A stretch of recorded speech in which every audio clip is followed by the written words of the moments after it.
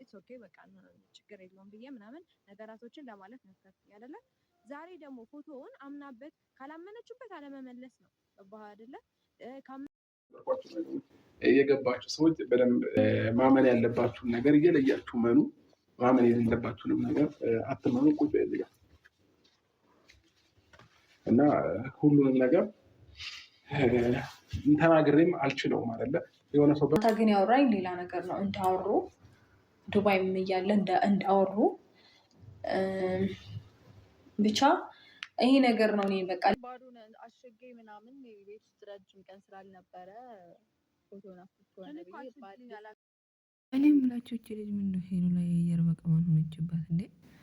ምን አገናኛችሁ? ሰው ስራውን እየሰራቸው ስለዚህ ተቃቃሪ ያስዩታም በቃ ምኑ እንደዚህ መጨመላለቅ ምን መግባባት ተግማማሽብን እኮ እንዴ? ፋሚሊዎቹ ይህን ያህል ፎቶ ጥረት አለባቸው እንዴ? ምናምን አድሮ ሰጡሽ የሸበላ እህት በመሆንሽ ተጠቀመሽ እንጂ ገና ድሮ ያጡሽ ነበረ። በነገራችን ለማንም የማይሰማሽ ሄሉ ደግሞ አሳቃት ልንገላት ነው እንዴ? ምን ታርግሽ እንዴ? ትሸከምሽ እንዴ?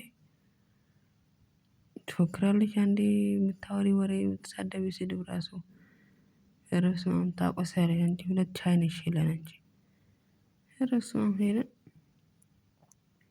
ከዚህ ፊት የሆነ ጓደኛ ከብታ ጀራ መጣ ፕራንክ አርጋት እንዴት እንዳረገቻት በእውነት ሰው አንዳንዴ ሲታገዝ ዝም ስትሉ በቃ አንዳንዴ ዝምታ መልስ ነው። እሺ እንደዛም ደግሞ እና ማገዝ እና አበጋዝ አብርሽና ሩታ ያወሩት ወሬ ምንድነው?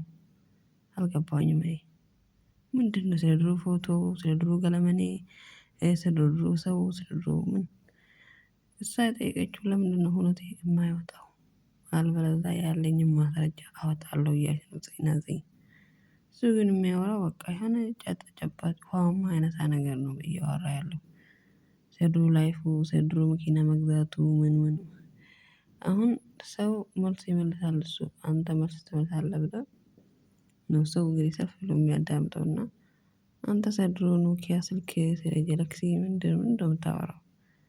እውነታው ግን ልጅቷ እውነታው እኔ ጋር አለ እውነት እፈልጋለሁ እያለች ነው። እዚህ ደግሞ የሆነ ነገር ሳትይዝ የሆነ ሰው የሆነ ነገር ሳይፈጠርበት የሆነ ነገር ሳይሆን የድሮ ፍቅረኛዬ አሁን ተነስታ የሆነ ነገር አለች። በጭራሽ ይሄ የውሸት ጥግ የክደት ጥግ ነው። ይሄ እንዴት ነው ከሁለት ዓመት በፊት ከአንድ ዓመት በፊት የተለያየችው ፍቅረኛ ዛሬ ላይ መጣ አፈቅረዋለሁ? የማይሆነው የፈሰሰ ውሃ አይታፈስ ይላል። እንዴት ነው እቺ የሆነ ነገር ተጨባጭ ነገር ሳይኖራት አፈቅረዋለሁ እንደዚህ ነበር ብላ ስንት ቃላቶችን ስንት ቪዲዮዎችን እየጎለጎለች እያወጣች ጉድህን አሁን በቃ ብዙ ነገር እያወራክ ሩታ ራሱ ለምን መልስ አትሰጥም አለችኝ። ራሷ አልዋጥ ብሏታል አላምን ብላለች። እንዴ ምን ታዲያ እና ኤፊ ወንድሙ እንግዲህ ፎቶ ከፈለጋችሁ ለመዘቅዘቅ እንዲመቻችሁ አሪፍ ፎቶ አለ በውስጥ ሀይ በሉኝ እያለ ነው። እውነቱን ነው። ትዳር ዛሬ ሻንጣ ስትሆን ነገ ሄዳለሁ እያሉ ትዳር እንደዚህ ትዳር ሳይሆን ይሄ ሲኦል ነው። ሲጀመር ይሄ እኮ ራሳቸው ራሱ ሳያድጉ ራሳቸው ራሱ ያለባቸውን ችግር ሳይፈቱ ልጅ አመጡ። ልጅ ጸጋ ነው። ነገር ግን እነሱ ራሱ ከልጅነት ሳይወጡ አስተሳሰባቸው ሄዶ አስተሳሰባቸው ሳይቀየር ወደ ልጅ መግባታቸው ብዙዎቹን አስደምሟል። ልጅ ጸጋ ነው። ነገር ግን እናንተ ራሱ ሳትግባቡ ልጁን ማምጣታችሁ እሱም አብሯችሁ ፕራንክ እንዲሰራ ነው አብራችሁ እንዲቃጠል ነው። እንደምን አለበት ብታስቡበት ነው።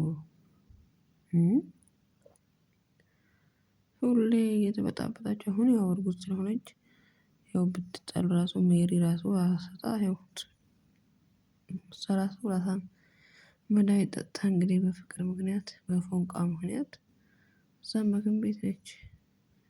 ጽጌም የራሷ ችግር ላይ ነች። አሁን በመሃላችሁ የሚያንጃብብ የለም። ኤፊም እኔ ሰልችቶኛል